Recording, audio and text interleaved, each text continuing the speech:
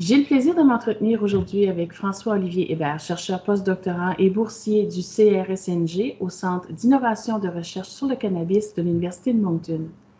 Depuis 2017, François-Olivier est docteur en biologie, diplômé de l'Université Laval. Son parcours de recherche est très impressionnant.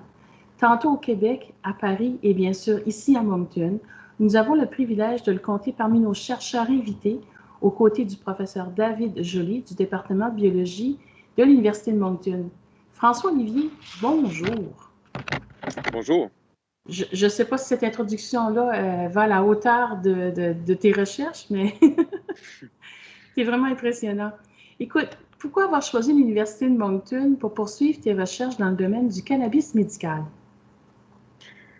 C'est une réponse assez simple, là. En fait, ça faisait depuis 2011 que j'étais intéressé par le domaine du cannabis, c'est-à-dire depuis la publication du premier génome séquencé de cannabis par un groupe de l'Université de la Colombie-Britannique à Vancouver, Jonathan Page, un chercheur canadien.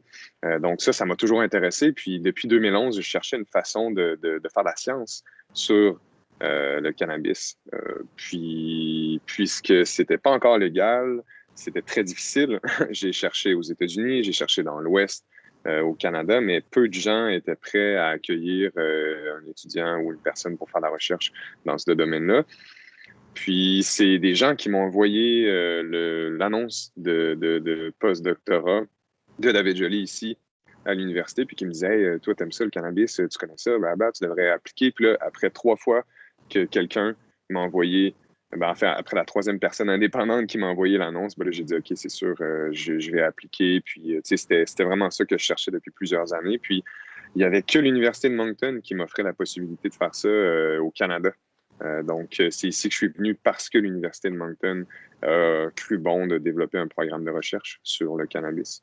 Donc, on était un peu innovateur dans le domaine, c'est ça que tu me dis.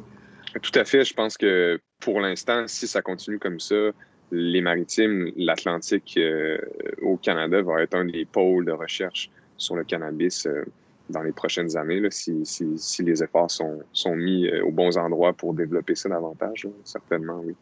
Et le financement, bien sûr. Tout à fait. Le nerf de la guerre. Oui. Jusqu'à maintenant, comment ça se passe avec ta recherche ou ton séjour de recherche à l'Université de Moncton?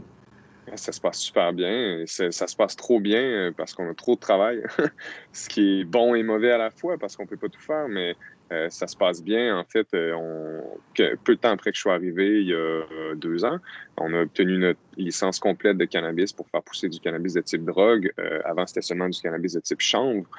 Donc là, dès qu'on a eu finalement le go de Santé Canada, bien, on s'est mis à développer toutes sortes de projets dans le laboratoire avec David. Donc finalement, mon séjour ici est quand même assez occupé, je dirais, très chargé, là. On est en train de travailler sur 4 papiers scientifiques en même temps, plus d'autres expériences. Donc c'est un peu, ça gaule, comme qu'on dit. Ben, tant mieux. J'aimerais Oui. que tu nous parles plus longuement de l'influence de tes recherches sur la santé humaine, l'éducation et la formation de personnes dans le domaine de la santé, surtout au niveau du cannabis médicinal. Ouais, ben c'est sûr que c'est une question quand même assez chargée, là. Je pense que les vrais impacts de la recherche qu'on est en train de faire maintenant, on va s'en rendre compte seulement dans le futur.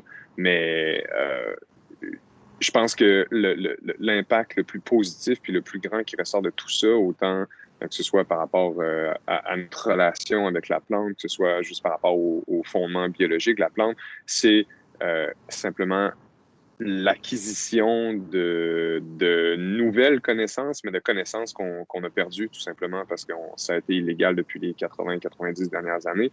On doit recommencer à réapprivoiser notre connexion avec la plante, notre relation avec la plante, recommencer à apprendre qu'est-ce que c'est que cette plante-là, puis comment on fait pour interagir avec cette plante-là.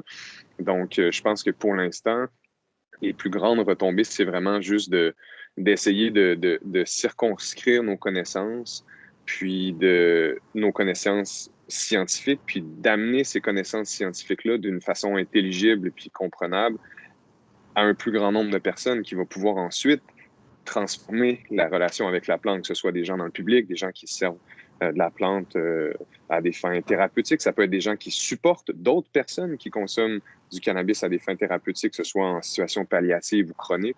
Donc, c'est ça, il y a vraiment beaucoup, beaucoup, beaucoup de retombées potentielles autant dans la population sur l'approche qu'on prend avec la plante d'un point de vue médical, que sur les patients, que sur les gens qui vont avoir à traiter les patients, que simplement aussi peut-être même les médias qui parlent du cannabis en parlent d'une certaine façon, puis tout dépendant de l'enrobage du discours, ça peut avoir beaucoup d'influence sur comment on interagit avec la plante puis ce qu'on fait avec. Donc tout ça, je pense que c'est toutes des retombées quand même assez globales qui sont en train d'arriver, mais qui vont arriver dans le futur, je pense. Donc, l'éducation de la population est un point de vue très intéressant parce qu'on s'entend que souvent la plante est considérée encore comme une drogue et non un médicament ou encore un effet thérapeutique qu'il peut avoir sur certaines personnes comme le syndrome post-traumatique, un exemple, ou d'autres maladies de ce genre-là. À la suite de ton séjour avec le professeur Joly, prévoyez-vous des publications communes de travaux, de la diffusion de ces travaux-là? Je sais que c'est pas encore terminé, là, mais... Oui, ben, tu sais, c'est ça, là, justement, cet après-midi, je dois mettre un bon 3-4 heures sur la rédaction d'un article scientifique qu'on est en train de monter, entre autres, sur la résistance aux maladies des plantes de cannabis. Donc, ça peut aider à grande échelle l'industrie du cannabis là, au Canada, entre autres, parce que dans les usines de production de cannabis, ils ont quand même beaucoup de problèmes avec les pathogènes, les parasites et tout ça. Donc ça, c'est une des grosses publications qui devrait sortir dans les prochaines semaines, prochains mois, j'espère. Puis sinon, ben, on travaille sur 3 autres projets là, qui sont à différentes étapes de complétion. Mais oui, jusqu'à présent, là, il est prévu au moins 4 publications dans les journaux scientifiques. Puis j'aimerais ça pouvoir parler de ça de façon plus vulgarisée aussi, c'est sûr.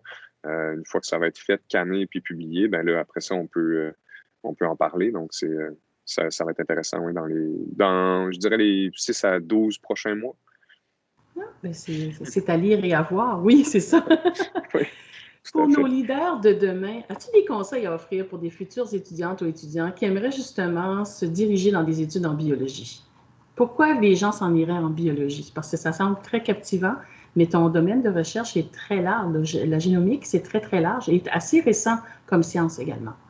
Oui, tout à fait. Ben, je pense que justement, la biologie, c'est quoi? C'est la science de la vie, donc c'est comprendre la vie, mais comprendre la vie, c'est tellement gros, puis large, puis complexe que peut-être que le premier conseil que je donnerais aux personnes qui veulent explorer ce domaine-là, c'est justement d'explorer, de garder l'esprit ouvert, puis d'essayer plein de choses, puisque c'est tellement vaste qu'on peut rarement cibler nos intérêts, puis nos capacités rapidement, puis facilement, puisque c'est si large. Donc, garder un esprit ouvert, puis aussi les bons biologistes, puis les bons scientifiques sont des gens qui n'ont pas uniquement des connaissances spécifiques dans un domaine, mais qui ont une capacité de voir puis d'intégrer des connaissances qui sont plus larges que seulement leur domaine. Donc, ça, c'est vraiment, tu sais, souvent les gens ils peuvent dire, moi, je suis intéressé par les oiseaux, mais tu peux apprendre plein de choses sur les oiseaux en connaissant des choses sur les mammifères aussi, tu sais. Donc, c'est un exemple simple, mais qui rappelle à quel point c'est important de ne pas se mettre des œillères en sciences, puis surtout en biologie. Puis l'autre conseil que je donnerais, c'est trouver qu'est-ce que vous aimez faire, puis faites-le tout le temps. Puis écoutez pas ce que les gens vous disent que vous devriez faire qui est bon pour vous, mais vraiment juste se demander qu'est-ce que moi j'aime, puis comment je peux le faire bien, puis le faire tout le temps. Puis à partir de ça, ben, tout va s'ouvrir, toutes les possibilités vont s'ouvrir. Tu sais, c'est pas en écoutant l'establishment, puis les gens qui sont pris dans des carcans très rigides, qui vous disent ça, c'est comme ça que ça marche, puis c'est comme ça qu'il faut faire ça. Il faut pas les écouter, ces gens-là, puis il faut écouter ce que nous, on a envie de faire, puis ce que nous, on aime, puis après, ça débloque. Tu sais. Puis je l'ai vraiment découvert tard, mais j'ai toujours un peu utilisé cette approche-là, puis je me rends compte que ça a porté fruit. Donc, c'est ce que j'aurais de ma pauvre petite expérience humble, c'est tout ce que j'aurais à promulguer comme conseil parce que je pense que ça peut être positif. François-Olivier Hébert, c'est un plaisir de m'entretenir avec toi, puis on pourrait en discuter très, très longuement. Malheureusement, on est pris avec le temps un peu. Puis C'est un privilège de t'avoir reçu comme chercheur invité au Centre de recherche, d'innovation et de recherche sur le cannabis ici à l'Université de Moncton. T'es inspirant, puis tu as un parcours professionnel et réalisation incroyable. Je vais inviter les gens peut-être à aller voir ta courte bio qu'on va mettre sur notre site web pour, pour que les gens voient un petit peu plus loin, puis suivent surtout tes travaux de recherche parce qu'on a bien hâte de voir qu'est-ce qui va en découler de ton séjour parmi nous. Puis en espérant peut-être, si une chaire du cannabis ouvre à l'Université de Moncton, qu'on va peut-être te revoir avec nous. Je n'ai pas dit mon dernier mot. Bien, merci encore une fois, François-Olivier, puis à bientôt. Ben, merci à vous, puis bonne journée, à bientôt. Bientôt.